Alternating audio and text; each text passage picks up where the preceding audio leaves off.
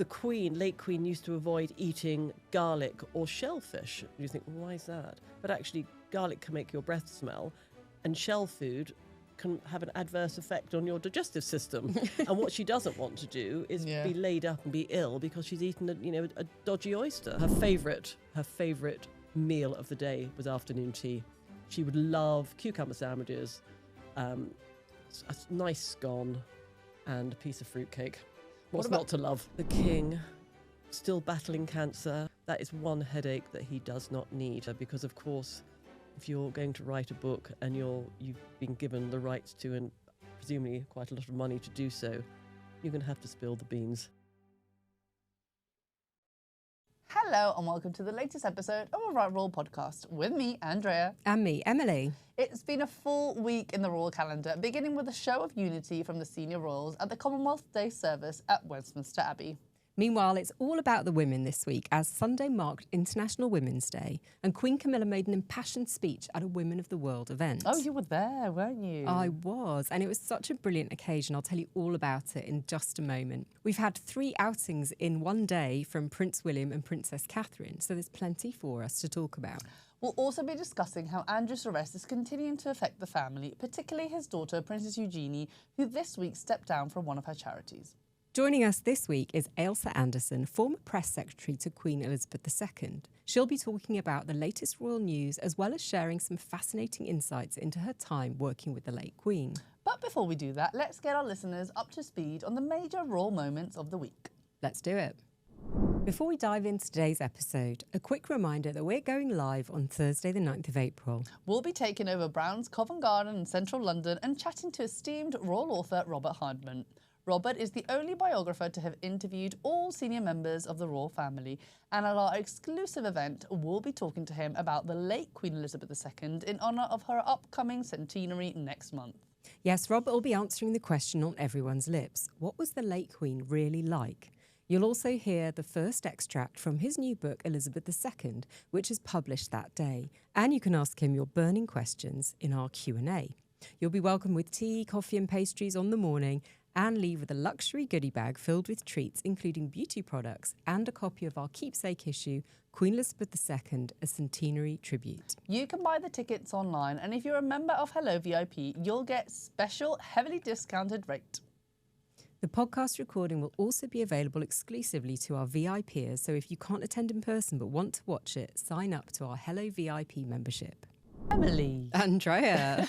You had such good outings this week with the royal family. You started the week off going to the Commonwealth Day service at Westminster Abbey. Tell me all about it. Well, it's always a lovely occasion. You have all the flags parading through the Abbey from the 56 member states of the Commonwealth, members of the royal family, obviously.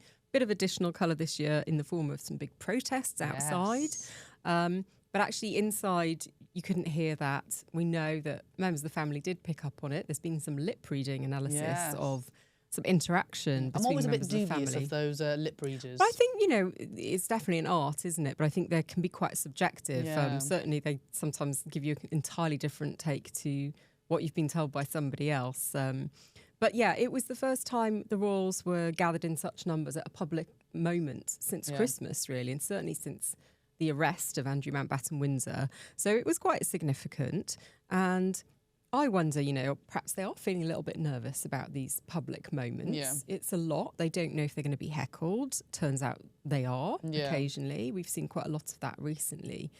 And perhaps it's reassuring that they're all there together. Yeah. It's more on Charles, isn't it, I think, the heckling. They're more like asking him, what did you know? I mean, some of the messages that I saw in those photos and videos were, Charles, what did you know? You don't really see that. It's directed at him. Look, he's head of the family. He's head of the institution. So, the whole not my king phrase is in use. And we also had the sort of Charlie, out being shouted as I was walking. Oh, how original. On the way into the Abbey. And there was very tight security, it has to be said. Now, I think that may be more of a reflection on current world events. Yes. Than anything else, because obviously there are, heightened risks given what's going on in the Middle East.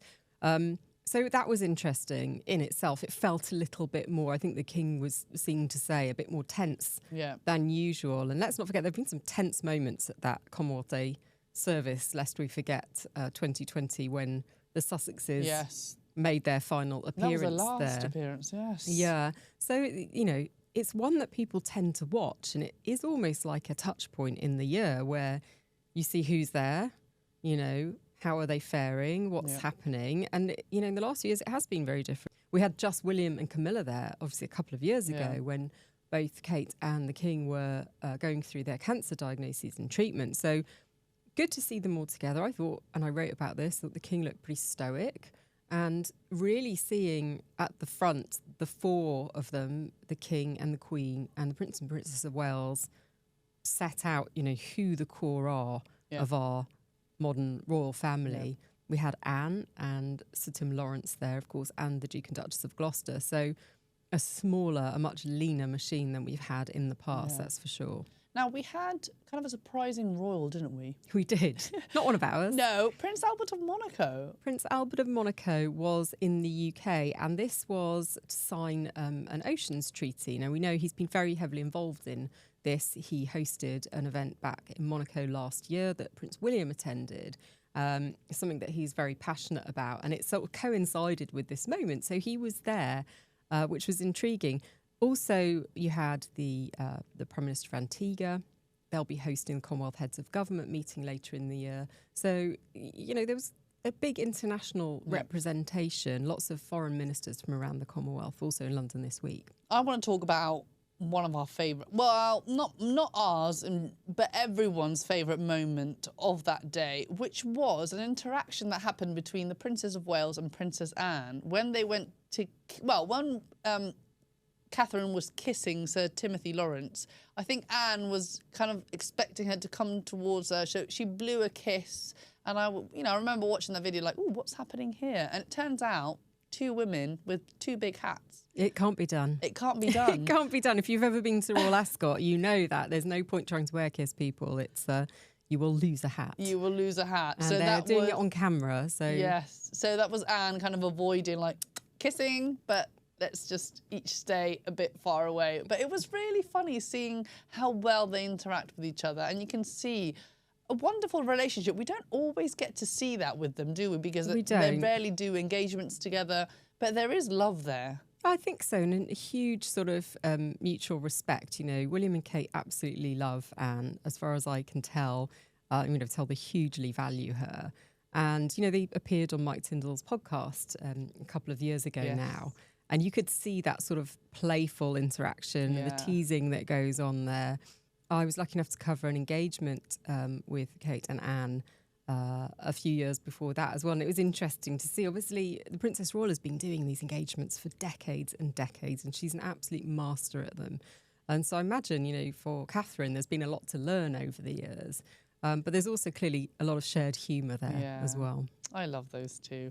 Right, and from there, you went off to St James's Palace. I did. So on Tuesday, it was the annual reception hosted by Queen Camilla for Women of the World. This is a brilliant organisation which has been going for about 15 years now, which she's supported right from the start. She's been president for the last 10 years. And Women of the World really is there to uplift women's voices and empower women, bring people together and, you know, shine a light on women's issues, but also the way in which they can be overcome. And what struck me about this one was that it felt a lot more serious than some previous occasions. They're always very celebratory. You have incredible guests there. But it really felt that the Queen wanted a message to hit home. And I think that there have been two factors, you know, that determined this. Obviously, she has been involved in championing survivors of domestic and sexual abuse for a very long time now. But I think in the context of the Epstein scandal, and then also perhaps more, you know, importantly, on a personal level, her meeting with Gisèle Pellicot, the French survivor of multiple rapes at the hands of her husband and 50 other men, has left such a deep impression on Camilla. And tellingly, she wore this brooch given to her by Gisèle Pellicot, which says shame must change hands. And that was very much her message. So she was talking about the fact that, you know, women and survivors have to be heard. She said, you are not alone. You know, basically it was her reiterating her support, as we've heard in her and the King's statement following, you know, some of the revelations coming from the Epstein files. So I think it's very much her making very clear her thoughts on this as far as she can, you know, because this is, in the case of Andrew Mountbatten-Windsor, you know, he's being investigated for a different issue at the moment, but obviously he's been heavily implicated in this, in the emails. And we have to obviously also repeat the fact that he's always denied any wrongdoing. But I think Queen Camilla absolutely recognises that this is something the royal family should stand up to. Now, before we move on to what the Prince and Princess of Wales have done this week, talking about clear messages, Miriam, correct me because I'm not very good at... Margulies. Yes, Miriam Margulies sent a very clear message to King Charles via Queen Camilla, didn't she? She did. And, you know, they obviously know each other quite well. The Queen, as we know, has lots of actors and actresses among her friendship group. And there was this lovely moment where she greeted her, you know, with kisses. And she said, now, will you tell His Majesty that we all want him to get better and not to pay any attention when people are criticising him, because we all think he's absolutely wonderful. And I think Queen Camilla was not sure what was going to come out of it. Well, you know, I think Miriam Margulies would be the first to admit that she can be a bit unpredictable on the mic. So it was a moment of excitement, shall we say. It was very funny to see. It was very sweet. And also, you know, if you just look at the calibre of talent in that room, you had Dame Helen Mirren, who I spoke to and who was incredible, and also Dame Harriet Walter. You also had Hannah Waddingham, who we know has done some work with the Prince of Wales as well. And she did quite the curtsy. She did. Which you caught on camera. I mean, she's statuesque and she is an absolute goddess. But there were a lot of big names there. But what really struck me was how long the Queen actually spent with other guests. And by that, I mean survivors of domestic and sexual abuse. She really spent, I would say, the majority of her time speaking to them. And in particular to Amy Hunt, whose mother and sisters were murdered at the hands of one of her sister's former partners a couple of years ago now.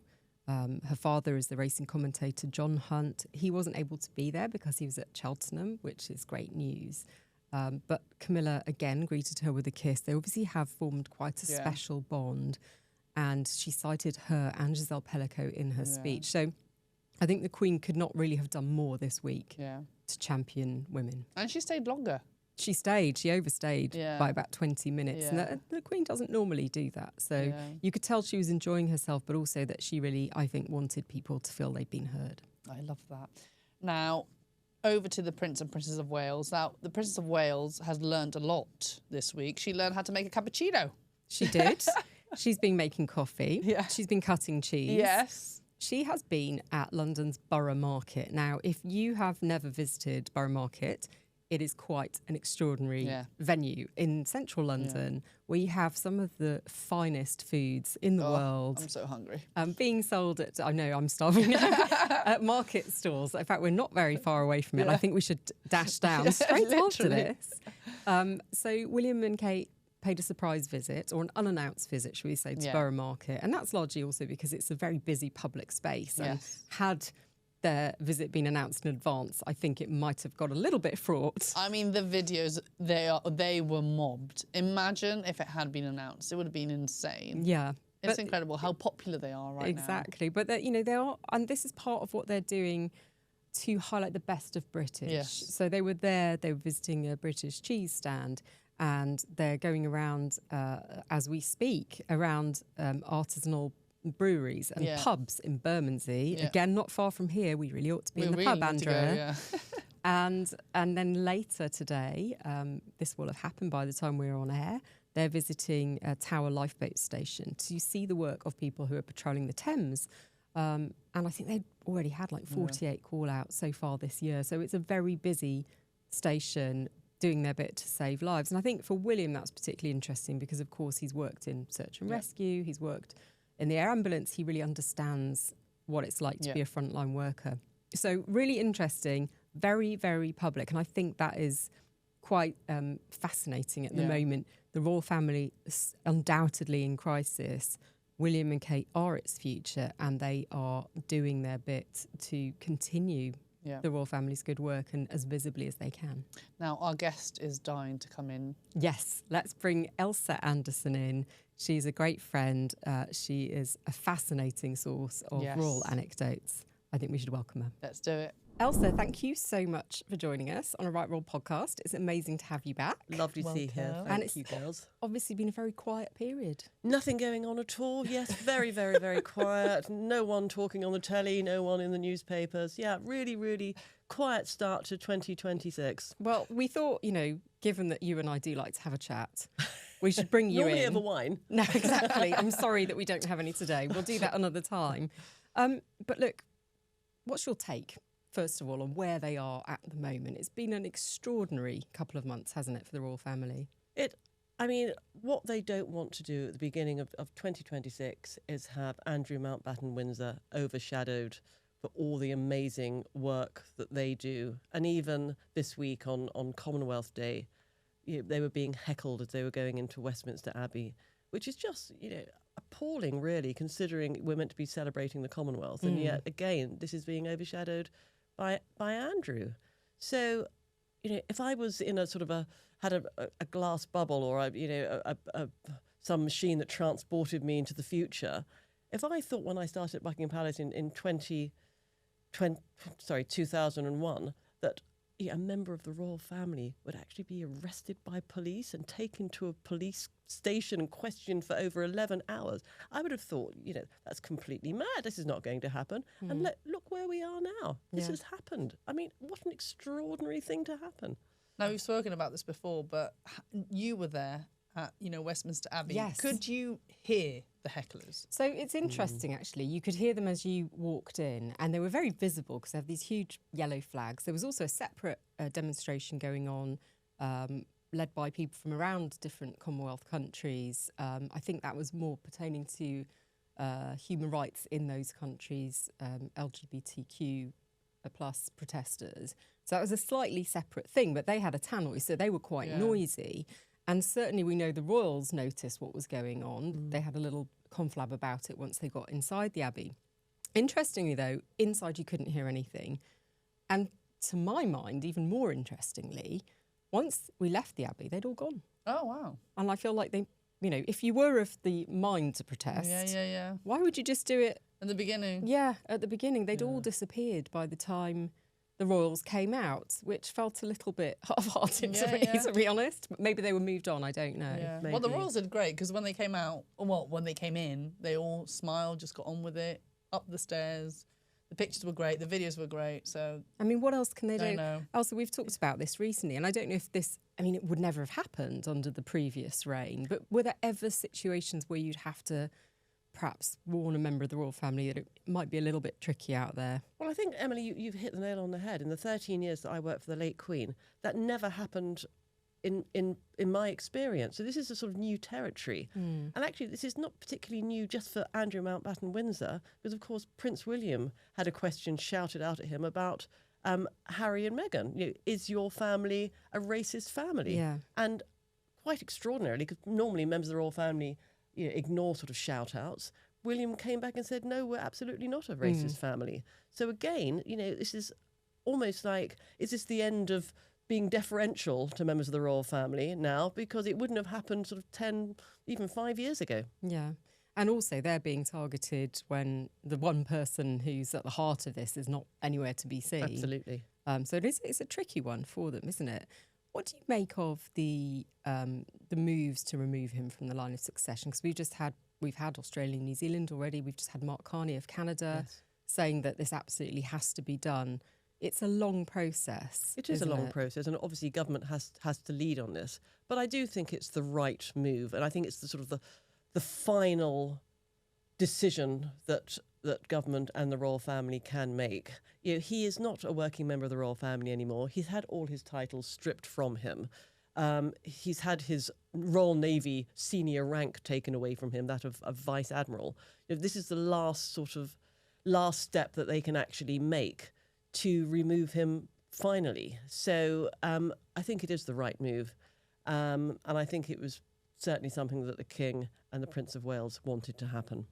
How easy is that to happen? Because I remember when we were talking about removing the title for Andrew, and everyone kept saying it's so complicated, and then it suddenly happened kind of overnight. So how easy is this for it to happen? I think it will be quite a complex process. And of course, we, as you rightly said, we've already had 3 reigns who have said, yes, we will start this process. But we also have others to There's another 11 that need sign to up on sign this. it off. Yeah. Although, interestingly, the Prime Minister of Antigua and Barbuda was there at the Westminster Abbey service. Obviously, they're going to be hosting the Commonwealth Heads of Government meeting later in the year. So it would be very interesting to know what conversations were had with him behind the scenes. Now, I wanted to ask you, because obviously you were at the palace when this whole thing first kicked off in 2010, 2011.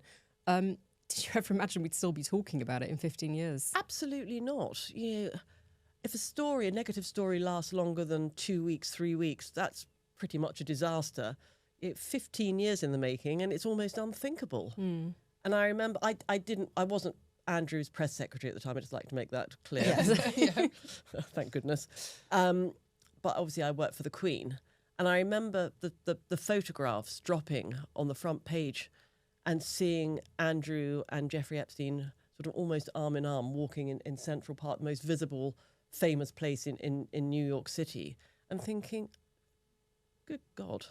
And then it was just sort of a roller coaster of a ride. Every weekend there'd be a new revelation of allegations of sex trafficking, of poor Virginia Roberts as she was then, and the photograph of her with Andrew and Ghislaine Maxwell with his arm infamously around her. And it was every week there would be another negative story. And you just think, when is this going to end? Did the Queen ever say to you, don't bring the newspapers in? No, she read the newspapers every day. And she saw those photos? Absolutely. Every day she'd read, obviously, the Racing Post first, Yeah. but then all the rest of the newspapers. So she would see every newspaper. But of course, 2010, 2011, we didn't know then what we all know now. And I think, those sort of 3 million emails that have been released from the Epstein files have really given us a clear idea of the sordid nature, the disgusting nature. I'm a mother of a daughter, and I just read some of the wrongdoings that went on, and it's just abhorrent. It really is abhorrent. So we didn't know then what we know now. But at the time, as well, and I spoke to somebody else about this recently, the Queen obviously would have been very concerned. Yes. But obviously she was reassured, wasn't she, by Andrew? And also, you can only act on the information you're given at the time. And I wasn't privy to private conversations that the Queen had with Prince Andrew as he was then. But clearly she asked him what was going on, and he gave her a less than truthful response. And as I said, we only know now the full extent of what was going on then. And of course, he still denies any wrongdoing to date. But I think only time will tell. Do you think it's possible that Prince Philip was a bit more, dubious than the Queen? Because I feel like a mum always thinks the best of their kid, and I don't know, maybe... I don't know. I think, again, even though they all worked out of Buckingham Palace, they all had their own engagements, they all had their own private offices. It's not as joined up as one would like to think. So, Andrew could have said to his parents on the rare occasion that he was speaking to them, this is all going to go away. There's no wrongdoing here, nothing to see here. And as I said, it's only now we really know the full extent of what went on. The saga has begun to affect Princesses Beatrice and Eugenie. Do you think that's inevitable? I do, sadly.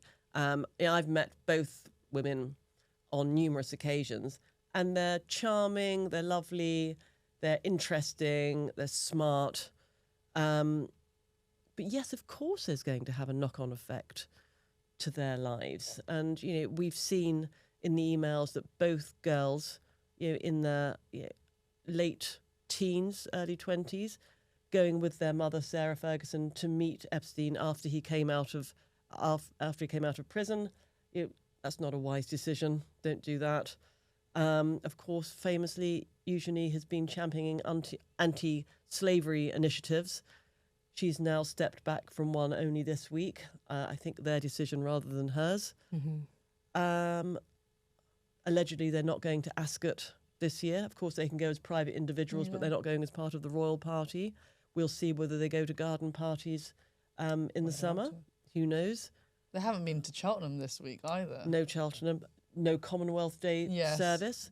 And I think, just going back to your observation about the service, you really see how much the royal family has slimmed down. We don't have Princess Alexandra. We don't have Prince and Princess Michael of Kent. Allegedly, Princess Michael of Kent is unwell. Ill. Yeah. So the royal family, it's a real small... It's very The Duke of depleted. Kent didn't go Yeah, either. absolutely. So it'll be interesting to see going forward how many members of the royal family will attend these sort of big set-piece events. Do you think that the Princess Beatrice and Princess Eugenie could end up losing their title as well? If I'm thinking, the Swedish royal family and Denmark, how That's a good they've, question. how That's a they've good just question. slimmed it down to no one gets a title if you're not a senior member. But of course, the question is, should they? They haven't been accused of any wrongdoing. Maybe misjudgment, but does that lay... Is it the sins of the fathers? Yes, Yeah. absolutely, Is that and fair? mothers. Well, yes, indeed. So should they? But I do think maybe questions could be explored about whether they are councillors of state. Yes. And I think that's much more of a formal position that they have. Should they have that? Well, it's interesting, isn't it? Because we certainly all picked up on this question when Prince Harry left the UK and Prince Andrew, as he then was, because in the line of councillors of succession, they were both fairly high up and at one point, able to deputise for the king if he was unwell or out of the country. And what happened was that the palace brought in Anne and Edward to that role as well. And we were told, there's never going to be a scenario where either Andrew or Harry or Beatrice ever has to deputise. It just won't happen because we have enough people to take that on. But I think there is definitely an argument for just dotting the I's and crossing the T's there, isn't there? And just making it clear that this is not going to happen at any point. And also sort of it's judgment, it's reputation, and actually, as you rightly said, there's no real possibility that they could act in that way. But it's the just optics. in terms of, absolutely, just take them out of the equation. Mm-hmm. Now, speaking of the mothers, Sarah Ferguson has reported being snubbed over a US book deal. Apparently she's been offering to tell her story. That I've heard rumours about this for a very long time. It wouldn't be the first time. She has done this before. What do you think that could potentially look like if any publisher was willing to take it on? Well, I think the king, still battling cancer, still acting brilliantly as monarch and head of state, that is one headache that he does not need. I just think it would just be a disaster because, of course, if you're going to write a book and you've been given the rights to, and presumably quite a lot of money to do so, you're going to have to spill the beans. You've got to have some really explosive information that hasn't been seen before in this book. No one wants to read that if you're a member of the royal family. Clearly we'd like to read it. I was going to say, we would. But I wonder, as part of the sort of settlement of Andrew and Sarah leaving Royal Lodge, that she was actually given money and signed a non-disclosure agreement that she couldn't write a book. Is that what you would have done had you been in your previous role? Yes. That's what I'd be. That's what I advise. Here is a payout, but that means you can't. That's it. No more public speaking. No more book writing. No more interviews. Enough is enough. We'll have to wait and see what happens on that one. I did ask you before we started recording if you would have liked to work at the palace during this exciting, I call it exciting, and you said not quite exciting, that is true, time. And, would you have done things very different? I think they have acted incredibly well, actually. I think the decision-making process has been great. I think they've acted very, very quickly. It is a whirlwind. I've been there when big stories have broken. You have your life sucked out of you. Yeah. You really do. It's like being in a tornado and you don't know which part of the branch is going to hit you next. And it's exhausting, it is stressful. And you're dealing with real people. Yeah. You're dealing with the head of state, but you're dealing with a family. This is the king's brother as well. And it's really, really difficult. So you've got to, it's like a tightrope. You've got to step really, really carefully to get to the best outcome. So Yeah. I'm quite happy to watch rather than participate. Now, I wanted to ask you a bit about royal residences, because we have this Public Accounts Committee review going on as a result of what was found out about Andrew living at Royal Lodge for a peppercorn rent. But that also brought out details of some others, Yes. the Edinburghs, who you've worked closely with over the years. We'll talk about in just a moment. But do you foresee a situation in which some royals are forced to leave these huge residences that they live in if there is sort of more accountability required in terms of their rental? And I don't think so at the moment. I think it will be a watching brief. No one's going to kick Princess Alexandra out of her residence in Richmond. No one's going to kick the Kents out of their residence at Kensington Palace, or the Gloucesters. These people have served the monarch faithfully through many, many years. They're not going to be in a cardboard box outside Liverpool Street Station. Also, I think the Edinburghs are very popular at the moment. They're really supporting the King and Queen and the Prince and Princess of Wales. They're out supporting the British team at the Winter Olympics at the moment. They are popular. I've worked with both of them really, really closely. I think they do an extraordinarily brilliant job. I really do, and I'm not just saying that. They work really, really hard. They put people and organisations ahead of themselves. They almost follow the ethos of the late Queen and Prince Philip in how they work. So I can't see them being kicked out of their residence soon. But I think what happens when they're not around anymore, who knows? You've been in Bagshot Park. I have. And, I've read it's like a hotel. Is it really as big as everyone says it is? Well, of and course just think that they are about to become empty nesters. they are. It was a former military army chaplain home, I think. It didn't feel massive to me, and I live in a 3-bedroom terrace, so just saying. It's got their office there, so they've got people working out of the office, so it's not just their home. They rent places on the estate to private individuals. It's beautiful. It's lovely. But do we want to see members of the royal family living in a 1-bedroom flat? No. On an estate? Maybe not. No.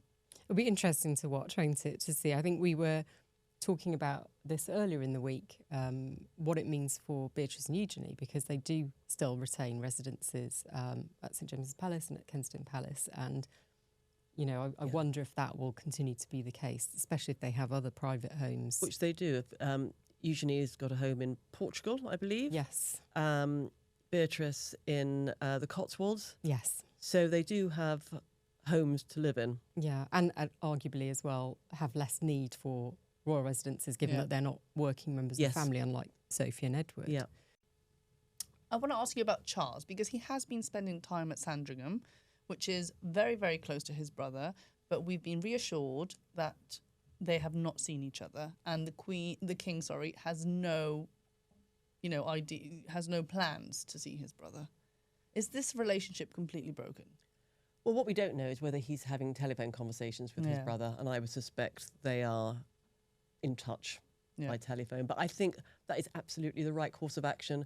I think if he goes and visits his brother at Wood Farm, then there will be photographs for sure of him travelling there. And then it just ignites a story again, a story that we just want to go away. Yeah. We don't want to add fuel to the flames with a photograph of the king visiting his brother, because there'll be more speculation about what they're talking about, what is being disclosed. So I do think that's absolutely the right strategy, and is what I would advise, lay low. He has actually sent in the Lord Chamberlain. Can you tell us what a Lord Chamberlain does? Because that's fascinating to me. He's a kind of intermediary in this situation, isn't he? So the Lord Chamberlain is head of the household, but it's not a permanent position. It's more of a ceremonial position, but he is the head of the household. He chairs the Lord Chamberlain's committee, which meets, probably once a month, and that is the heads of all the departments. So whether it's the private secretary, the master of the household, the keeper of the privy purse, who is the sort of chief accountant, the head of the Royal Collection, and they meet, and he chairs the meeting. I'm sure there's not much to discuss at the moment, is there? But he's very much almost an ambassadorial role and very much a ceremonial role, but he is head of the household. Oh, And it's only been he to date as well.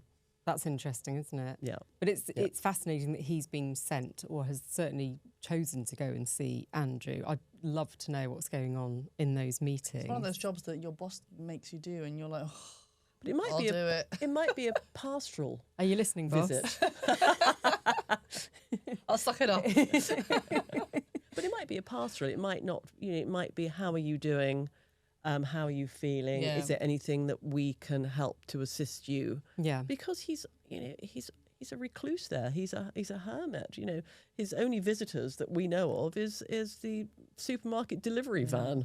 That can't be easy for the children. I'm sorry, not to be able to just go and check on your father, even though what's happened. And Edward and Anne, also their sibling. It can't be easy. Well, look, but I do think if people have been misled about what's gone on, then there would might be understandably be some anger there. Yeah. Now, someone Charles has been to see is Mabel Anderson, who was his nanny and has just turned 100. That's quite remarkable, isn't it? That they still have such a special relationship. Nannies do end up, leaving their job, but being really loved because you've had, William Tiggy Legberg. Yes. As And was. obviously Maria's still working for the Walesers, but I feel like they end up with a really good relationship with the nannies, which says a lot, I think. Yeah, no, absolutely. Because they're part of the family. Yeah. I don't know about you, Emily, but I've had nannies, not to that extent, and they are, without them you can't function as a working mother. And I think the key thing as well, and especially for Charles, when the Queen was away, the late Queen was away for such a large portion of his childhood, that Mabel Anderson would have been an absolutely key figure in his life. Yeah. But it's that having that continuity, isn't it? Yeah, absolutely. Yeah. And the person to go to when your parents aren't there. Well, long may she live. Princess Anne, Our favourite. a perennial favourite. She's been very visible this week at Cheltenham, living her best life, Yes. but also at the rugby. Now, she's been doing this for years, but she seems to be getting extra love at the moment. Yeah. What is it about her that people really find so endearing? Well, I was her press secretary when I was at Buckingham Palace, and she was amazing to work for. Very much like her father. No nonsense, no fuss, not a big entourage, completely knew her brief inside out, really interested in people. Mm-hmm.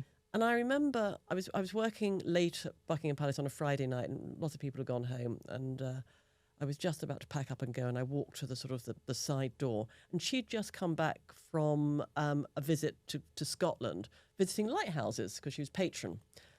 And we stood and chatted for about 20 minutes about lighthouses. And I got a masterclass. And she was just so enthusiastic. And you just think, you've been doing this job for many, many years, and yet you can still come back from a day of engagement and talk passionately and enthusiastically about something which actually I don't have quite a lot of interest in. But, she did. And I think that's why people really like her and respect her, because it's authentic. People want members of the royal family to be authentic. Yeah. And it's not just for the media or for the spotlight, but it's actually having a real clear passion for that. And for her, the rugby, the races, all the things you've just mentioned, she loves it. You can see her face light up, and she's beaming. It's just all authenticity. You're describing a lighthouse. She's beaming. She lights up. Oh, she does. Is she the lighthouse of the royal family? She could well be. Guiding them away from the rocks. I love this I love analogy. this. Okay, there's a feature.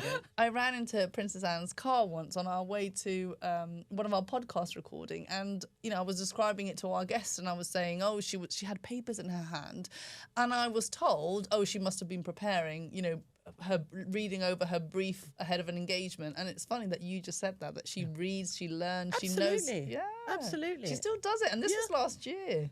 I was quite love anxious that you were running into her car. No. Well, it was speeding through, but I was safely in the pavement. Okay. Although Okay. I nearly am joking. Yeah, she'd be getting out of that car, probably doing first aid. I know. I might try that next time.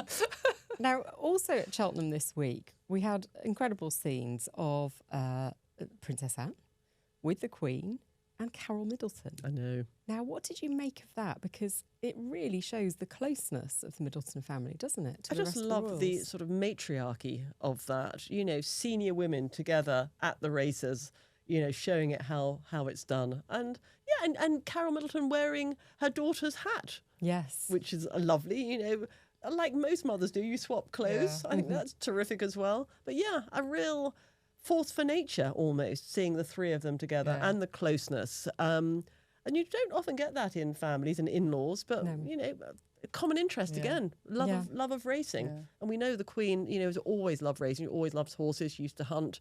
So this is manna, you know, from heaven for her after a busy week. You know, she did that extraordinary speech this week about women being abused.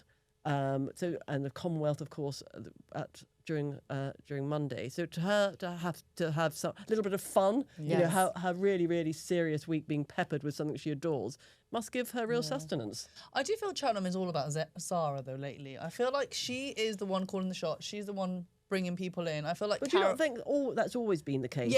Yeah, but more so now. And I feel like she's the one that brought in Carole because she doesn't have last year there was a lot of Beatrice, there was a lot of Eugenie, and this year obviously they can't go. And I feel like they brought in Carole as like a wow factor. And the fact that she wore her daughter's hat, I feel it was all very intentional. I mean, that's my thing. Well, it's possible, but for me it speaks about how well appreciated the Middletons are by the rest of the family. It's something we've talked about before, haven't we? Obviously the late Queen really wanted to welcome them in. But I suppose also it's a reflection of, you know, the loyalty they've shown over the years. And of course they've been in the carriages at Ascot, Royal Ascot during the week. So this is not the first time that they've sort of been front and centre. They go to Wimbledon in the Royal Box. So I do think they are a very important part of the family, They're the wider awarded. family. They haven't caused drama other than Uncle Gary, but that was a long, long time ago, so we'll forget that. Uncle Gary. It's always the uncles, isn't it's it? Always the uncles. The uncles. Sorry to my uncles. Now, Prince William has had a little bit of controversy this week in the form of some housing that is being built on duchy land. I don't know how familiar you are with this story, but there has been, you know, a big objection to the plan to build 2,500 homes in Faversham in Kent. It's on his land. It's a really difficult thing, I think, for members of the royal family, particularly William, who has championed the natural environment in the way that he has. Yeah. But he also champions homelessness or the ending of homelessness. How difficult is it for a member of the royal family to sort of navigate situations like this? Because you can see what is happening here. He's trying to do what he thinks is the right thing, create some social housing. I think it's going to be 35% social housing. Put his money where his mouth is in terms of wanting to help end homelessness. But he's inevitably going to be criticised for building on green land. Yeah. It's the same argument we always have when royals get in helicopters, isn't it? How do they balance this? It's a really difficult one. Of course, if it wasn't Prince William's land, you know, it would probably be a front page on a local newspaper. No one would have any idea or any clue what was going on. It's because it's Prince William that, as you rightly said, you know, everyone is up in arms. And it's a real balancing act. So he will have a team of advisors saying to him, you know, this is what you need to do. Ultimately, it is his decision. It is his land.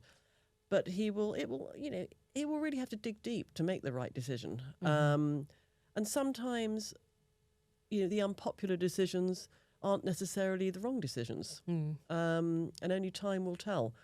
But no one likes change. If I was a local resident, you know, I probably wouldn't want to have this happening next to me. But as you rightly said, you know, William is passionate about ending homelessness. People have got to be home somewhere. And maybe this is the solution for them. You can't please all the people all the time. You can't. No. I wonder if when you were working at the palace, you know, you get suggested a lot of charities or a lot of projects, and there are certain ones that you were like, no, you just can't go there. But now maybe we have gone there? Have you, do any ring a bell, or... I'm putting you on the spot, I'm so sorry. Do you mean in terms of things being more political or arguably? arguably? But maybe now things have changed. I feel like things are a bit more, not relaxed, but they're a bit different. I feel like we're tackling things that maybe weren't tackled before. Oh, I think there's more of a focus on social impact. perhaps than there was before. Do you think that's fair? I mean, the king's always done it through the Prince's Trust. But we've had, I mean, I remember famously, of course, the Queen, late Queen, was the patron of the RSPCA and the RSPB birds. And then there was controversy about shooting on the Sandringham estate. Oh, Yeah. So, you know, I think if you're involved in the charitable sector, there's always going to be potentially something that's going to hit the headlines in a not a very positive way. So I don't think this is sort of new particularly. Yeah. Meghan, should we talk about Meghan?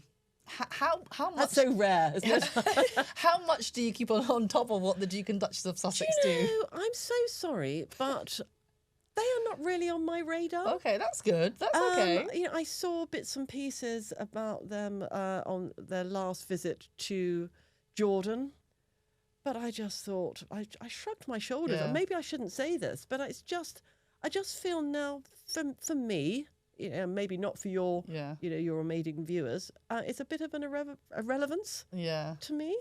What do you make of a trip to Australia when there have been reports that, the Prince and Princess of Wales are likely to be invited? We've been talking about a possible trip this year, maybe with their children, depending on what time of the year they think about going. And now we've got a confirmed trip for Prince Harry and Meghan to Australia. And they're going back before the Prince and Princess of Wales have had a chance to go back. I think, again, sort of a quasi-royal visit, because that's clearly what they want. They've announced it beforehand. So clearly they want some publicity about it. I don't know what the purpose of this visit is. Please educate Enlighten me. Well, what I've been told is that it's largely a business trip. And so the key focus, certainly for Meghan, is appearing at this retreat, for which tickets cost £2,000? I think it's a 1,500 in that. Yeah. Well, there's two packages, I think. There's a more like VIP one, and then there's like You've looked into this. I did look into. Have you got your ticket? No. I think there's going to be a lot of jam in those goodie bags. Yeah. But retreats are really in. I have to say, it's not. It's not a new thing. And I was speaking to you before. Retreats for different type of things, even if it's about positivity and career and all these things and photography or whatever it is, they do retreats. Then usually, Friday to Sunday, and they are ticketed quite, expensively. So I don't think this is kind of a unique case. No, and I think it's interesting, and we can't have it both ways. They left to go and pursue their financial independence. Let them get on with it. I think, and we've talked about this before, if they're going and doing that and making money and not writing, distressing memoirs and giving interviews to do that, then more power will to they? them. How do you know when they're there? Well, what let's they're reconvene going to do? in a few weeks, shall we? Oh, gosh. My understanding is there will be a couple of other meetings and engagements, and I think, we say engagements, I mean, that's how we would describe these events on an official visit. But certainly Harry's got very strong military connections there. He spent time serving alongside the Australian Army back in 2015. So there are reasons for him to go. Yeah. Certainly, his Invictus movement is very popular in Australia as well.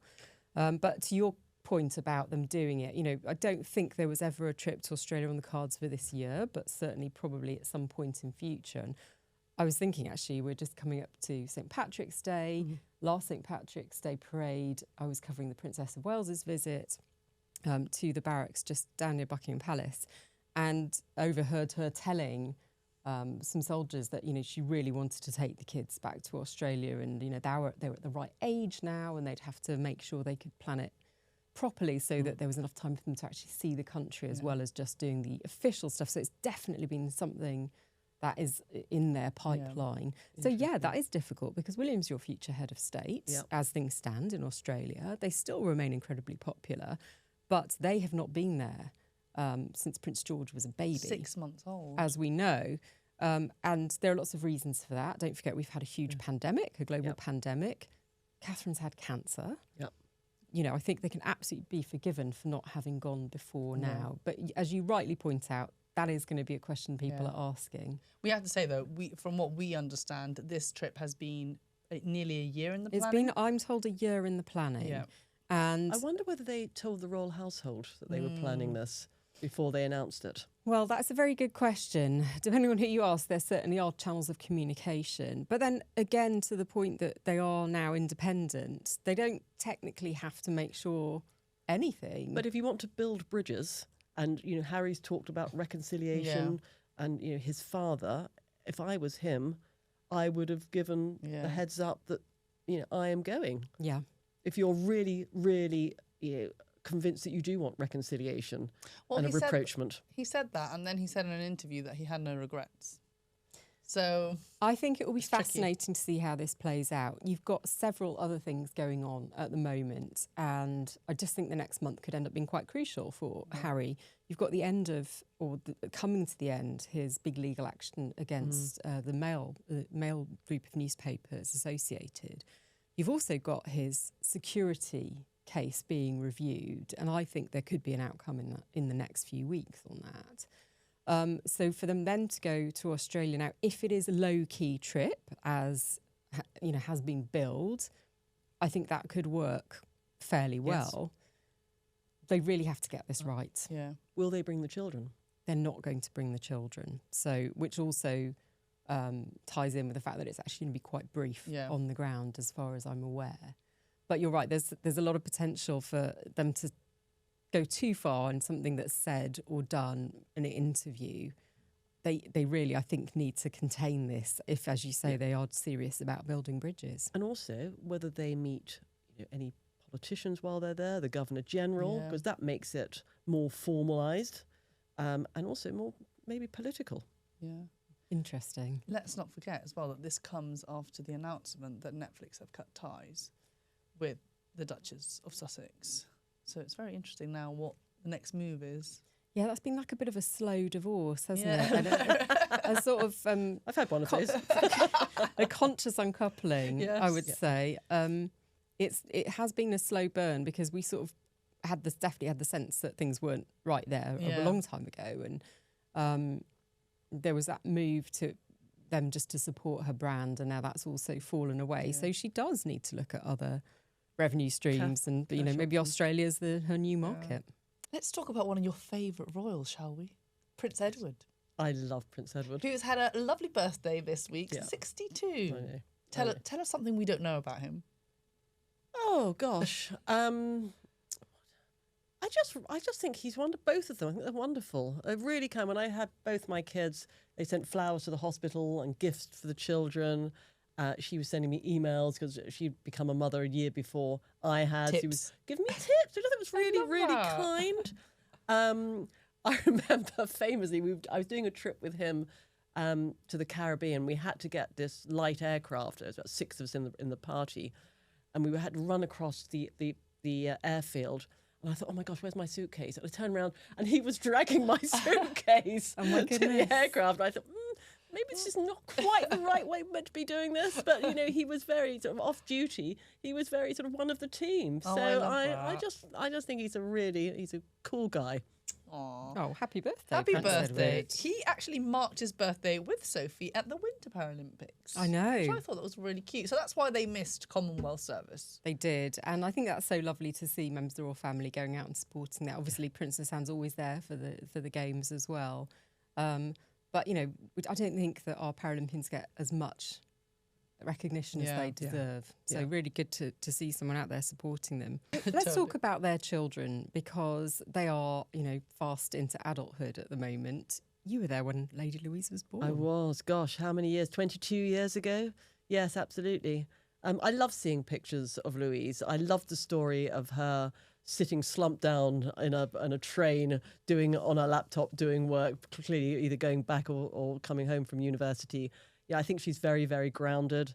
I love the fact that she takes after her grandfather in terms of the carriage driving. That's a real passion of hers. It's almost a continuation of that amazing, interest and hobby. She'll be an interesting one to watch. I wonder whether she'll go into the military after she's finished university. She's clearly a cadet that enjoys it. So that'll be probably one of the first members of the royal family, the younger generation who actually gone down the military route. And of course, James, who is 3 years younger. What will he do next? And will Edward and Sophie have empty nest syndrome when he moves out of Bagshot Park.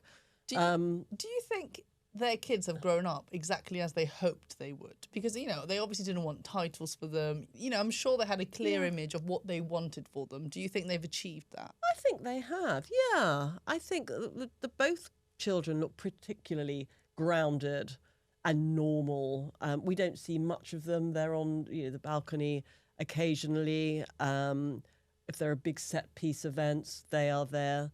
But they're pretty under the radar, so they can live their life, normally, if there is such a thing as a member of the royal family being normal when you've got your uncle as the king. But, good for Christmas presents and birthday presents, I think. Yes. Do you see a scenario where either of them could end up as working royals in future?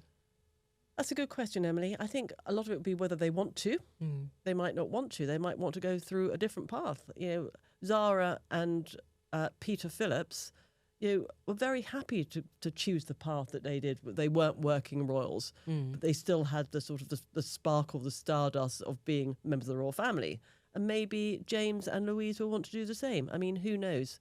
Let's talk about the Queen's centenary, because it's quite a year. I know. I wish you'd been here for it. Well, not quite. We do and we don't because of Andrew. Oh, it's a bit of a mixed. Yeah, a double-edged sword. Now, there's a very big exhibition coming up at Buckingham Palace to mark her style, a life in style. Tell us some secrets about her style, because you worked with her.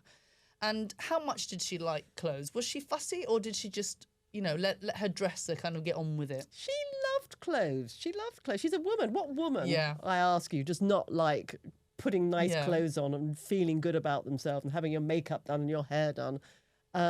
She may have been monarch, but she was a woman. So, yes, she loved clothes. She had an amazing dresser, Angela Kelly, who started off as a housemaid and then became her personal assistant and dresser. I worked very closely with Angela. If we did overseas state visits, Angela would come with us on the visit, but also on the recce. So she would look at all the colours. She would look at the country's colours, the various rooms that the Queen would be in, and try and complement those colours with what the Queen would wear. And a fantastic example of that was the Queen's state visit to Ireland, that historic state visit, where she got off the aircraft and she was wearing green. And it was, it might be something little, but it's all that symbolism, it's all that soft power, which actually, helps make a visit a success. And certainly Ireland was one of those. So, colours, really important, the style of the dress. Again, I remember going to Abu Dhabi and Oman, and when she touched down in Abu Dhabi, we visited a mosque, the most beautiful, beautiful mosque. And obviously, there are protocols when you go into a mosque. So the Queen had to take her shoes off. She had to have her head covered. So again, Angela did a lot of research, spoke to a lot of people about what the Queen should wear visiting this historic mosque. So, not to offend anyone, but also to make an impact. Absolutely brilliant. And were there ever occasions where you had to think in practical terms as well? Because I suppose it was something you would have discussed with Angela. Yeah. It could be windy up on top of this mountain or wherever absolutely. It was you were. Yeah, absolutely. But, if the Queen had been doing it a long time, she would probably tell me. I'd make a suggestion. She'd say, really, Ailsa? I don't think so. No. So she was pretty sort of on it all the time. It was very rare that we saw the Queen in trousers, but when she did the cruise in the Hebrides in Scotland, lots of images. I know it was a private cruise, but lots of images of her in trousers, which is nice to see. She used to wear them in Balmoral as well as kilts. So, she had the style and the dress sense to fit the occasion, which was lovely to see. I actually wanted to ask you about trousers because, doing research, I think I found like 3 different occasions where she wore trousers. I think one of them was coming out of hospital where she was wearing like a grey suit. Yes. Tell me the truth. Did she wear trackies when she was off duty? I've never seen the late Queen wear trackies. Nice question. Nice question. What was she like? Have you ever seen her in a robe? Like what? I haven't seen her in a robe. When I joined the royal household in 2001, what I was told, sort of advice for senior members of the household, is on public engagements you had to wear a hat, and you couldn't go bare-legged, even in the summer. So throughout the summer, tights or stockings, you could not. And and in Buckingham Palace, where there's no air conditioning, very hot, very, very hot. So that was a rule for you. Yes. Okay, not just for her, No, for everyone. And also, when I joined, women in the royal household were not allowed to wear trousers. Wow. Yeah. I know. That's So where I not that came long in from ago. government, when it was, it was basically, there wasn't really a dress code, to come into somewhere which is very, very formal. So women were expected to look the part because you were representing the royal family. So what would the late Queen make of all the suits that, the Princess of Wales likes to wear, which she looks stunning in? Well, of would course, she have been open to Yeah, it? because of course the late Princess of Wales was very much a champion, not only of dresses, but of Yeah. fantastic trouser suits. Yeah. So yes, the Queen would have said, yes, wonderful, you look beautiful, go for it. So it's interesting. We were just talking about the sort of protocols and the things that we hear are being broken all the time. You must hate those stories. Do you have some myth busting for us? I don't know. You certainly the tights thing is something that reared its head when Meghan Markle first joined the royal family. There was a lot of talk about tights, and there was this, the suggested dispute over bridesmaids wearing tights at her wedding. So that's something we've heard a lot about. But what other sort of things have you heard and thought, God, well, that's a load of nonsense? Or not? Sometimes actually you think that's a load of nonsense, and then it proves to be true, and then you see why it's true. So, for example, the late Queen, used to avoid eating garlic or shellfish. You think, well, why is that? But actually, garlic can make your breath smell, and shell food can have an adverse effect on your digestive system. And what she doesn't want to do is be laid up and be ill because she's eaten a dodgy oyster. So she would avoid those always.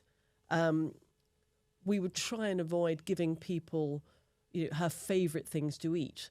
Otherwise, every engagement that she would go on, she'd have the same thing. Lamb cutlets and, roast potatoes. So we'd never say, this is what she likes as her favourite. Otherwise, she'd get it all the time and it'd be pretty dull. But her favourite meal of the day was afternoon tea. She would love cucumber sandwiches, a nice scone, and a piece of fruitcake.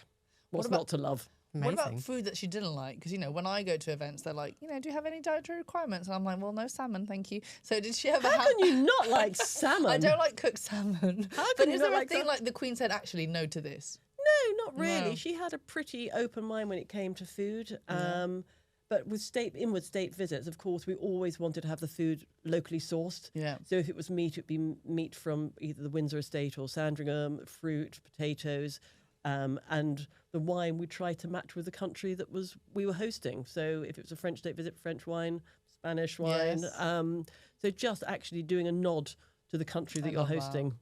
I do love that. King Charles does that so well. In the 3 state visits that we had last year, it was just wonderful to see. The thought and the detail that goes into it really is quite extraordinary. Queen, and of course the King and Queen now do it. The late Queen used to go around the banqueting table and just check, if all the cutlery was in the right place, if the flowers looked okay. And she could spot a mistake at 100 paces. She really could. Oh, she should come around and see my kids laying the table.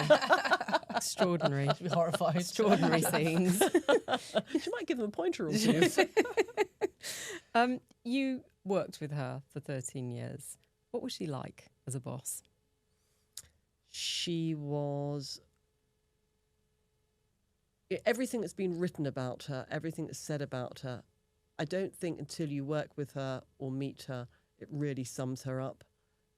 Unique, the most famous woman in the world, and yet probably the most modest and humble and dutiful person I've ever met. And I don't know whether that's a generational thing or whether it was just her.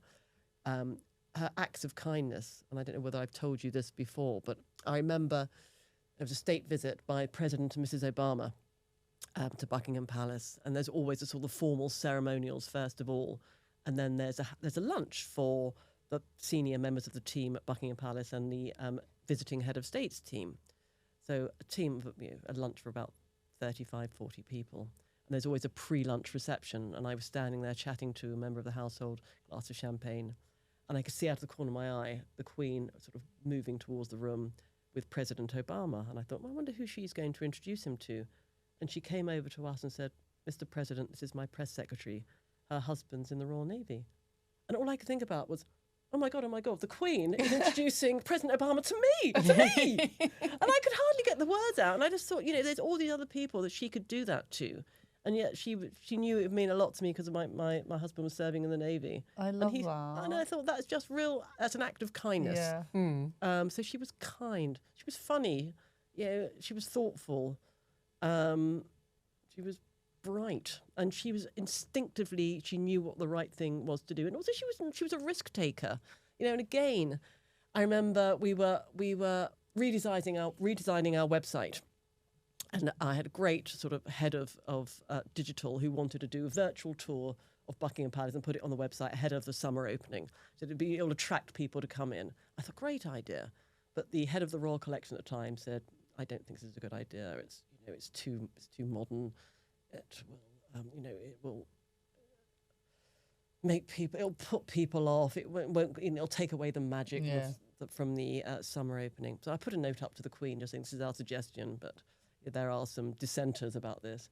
And she said, no, I can see the possibilities. Go for it. And I thought, here you are in your 80s, and yet you're still happy to embrace new technology. So. And it hasn't put people off. No, not at all. Not at all. The website still has that. I love it. So she was, she could embrace new ideas. And yet, I remember joining, I'd been in the job for about 2 months, and there was something that I wanted to do, and I put a note up to the Queen saying, this is a great idea. And I was all very sort of excited and tiggerish about it. This is a great idea, Your Majesty. I think we should do this. And a note came down from her saying, Ailsa, we tried that in 1974. It didn't work then. It's not going to work now. I thought, oh, fair enough.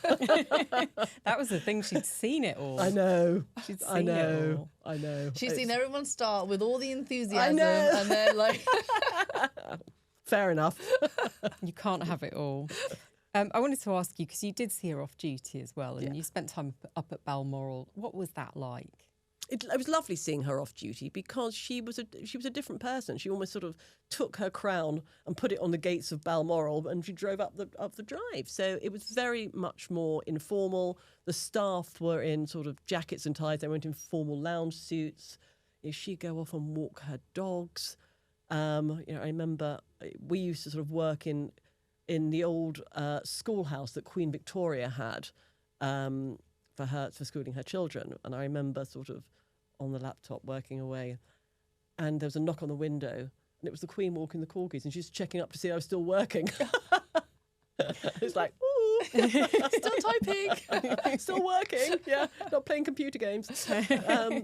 So it was a very much, and Balmoral's beautiful. It's absolutely stunning.